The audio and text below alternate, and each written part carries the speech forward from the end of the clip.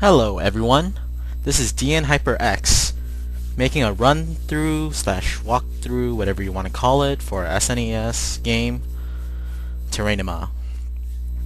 Now I'm not really sure if most of you ever heard of this game, but yeah, it's never been released in America other than, you know, ROM and emulation. But yeah, it's a pretty awesome game. I mean, it was released in Europe and all that, but I think the company NX or Quintet was making runs or something like that. Okay, well, we should try to get started. Right here you should be hearing like some kind of heroic theme. Yes? No? Well, anyways, yeah. This theme should be recognizable. If you don't know it, try to message me and see, like, I'll tell you if you don't know it yet. Okay, well, let's start. I have read the other save files, but I'm just gonna start a new game. Yes, we'll start with the name of Ark. Yes, this is the first time I tried making a walkthrough, so, yeah, I'm a little nervous. Chapter 1. The OutSet. Yes, this is taking forever.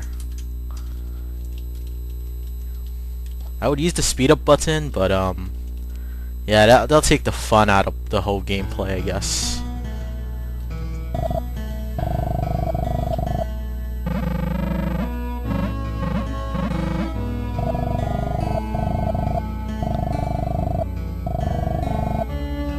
Yeah, so pretty much you start out this character right here with the blonde hair. His name is Ark.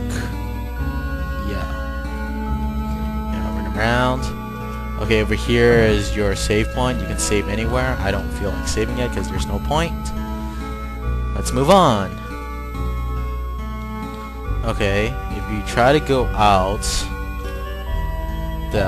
some guy tells you that you need to go talk to the elder. So you go up here and you go talk to the elder, which is this old guy right here, obviously. Well, apparently you have been, I don't know, misbehaving or been doing some business prior to the game beginning. So you can either apologize or make an excuse. I'm just gonna type apologize.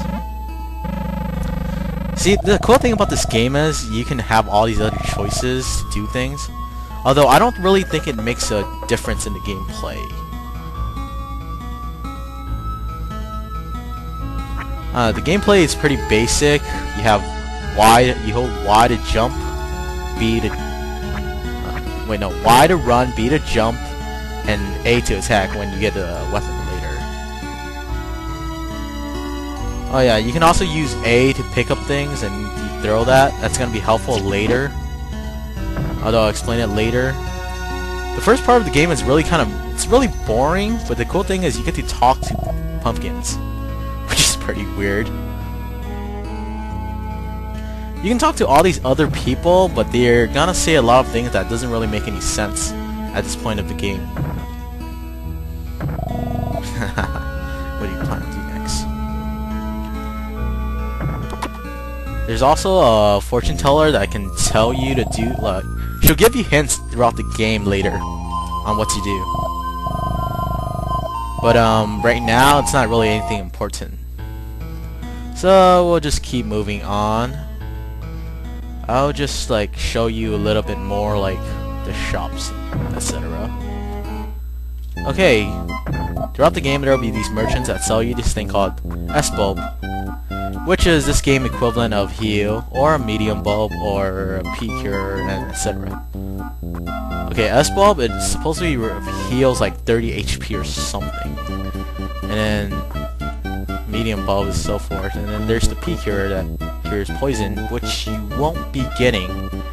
Well, you won't be needing this for a very long time. You have the hex rod, which is supposed to be the first weapon. Well, not the first weapon, but a weapon you can buy later, but you don't really need it. And then you have leather for armor, but you don't really need those right now. Or, well, in this part of the game at all. So there's no point to them being there. And there's also this magic shop where you can exchange this thing called magic rock. Yeah, magic shop, magic rock. Yeah. And pretty much, you get these magic rings to do crap. Well, it's basically like using magic, but with magic rings. Well, I guess you can kind of compare it to those magic rods that you get in Legend of Zelda. Yeah, but then it's pretty much only one-time use, since it's only one ring per rock. But then you find a lot in the game, so eh. But I don't really think you would actually need it. Yeah, you're supposed to go talk to this woman since this is where you messed up. Well, not you messed up, but you caused trouble, so you can either apologize or leave. Either way, doesn't matter as long as you talk to her. Then you can talk to L if you want. Oh, just in case you don't know, L is French for she or her. Either way, it doesn't really matter. It's kind of weird to have a person named L, but oh, whatever. It could be short for Evelyn or Ellen or something. And then you go back here. See, apparently these guys here are trying to like break open this door, which is like the forbidden door. You're not supposed to open it at all, and blah blah blah. But we can either choose to do it or not. Either way, we're gonna have to do it, so I'm just gonna say sure and do it right now. Okay, I tried to get my friend to play this game, and apparently he spent 20 minutes not figuring out how to open the door. See? I just picked up this thing over here. I don't know what they are. Pots, basket, or whatever. And you're supposed to use it and chuck it at the door. Yeah, simple. I cannot believe that he spent 20 minutes looking for this. Well, not looking for this, but figuring out how to open it. Oh, snap, it opened. Well, anyways, these guys, they're like, oh, shit. Something's happening. Like, right now. Something's like, help, help.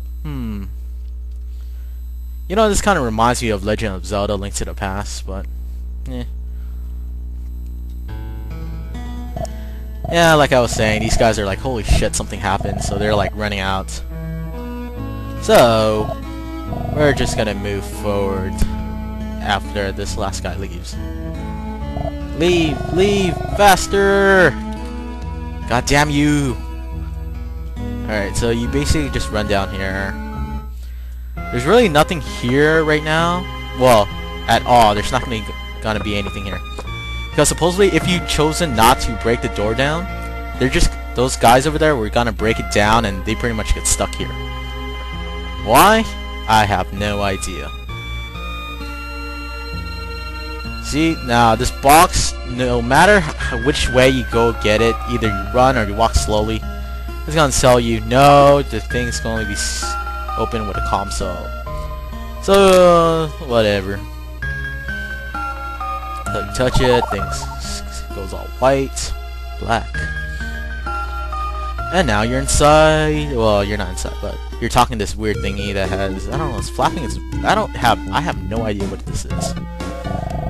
Looks like some kind of bat thingy with like, I don't know, constant flapping its wings, like some kind of cross between a bat and a fly or something like that. It's called Yomi. And just so you know, it's the Japanese word for underworld or hell, whatever you want to call it. So yeah. Yeah, so basically it gives you this box and you can do stuff with it. Okay, now here's the boring part. Like most games, the game begins with a little tutorial or a little thing that give you information what to do and how to do it. Yeah, so it tells you about all the stuff that you have in the game. Well, you can do in this area. Pretty much all of this is pretty pointless except for the jewel box in the middle. And maybe the stats. But other than that, you don't really need to look anything in the main room. Here's the item room. You pretty much buy items and use it here. Here's your weapon. This is your equipment inventory. And here's your armor. You don't have anything yet.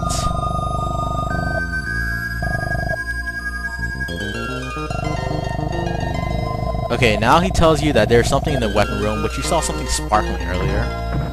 So you might as well go and get it now. Basically, it's a weapon. It's supposed to be some kind of spear, javelin, or some crap like that. And it's asking if you're worthy to use it, and of course you are, so you just take it. You obtain the weapon.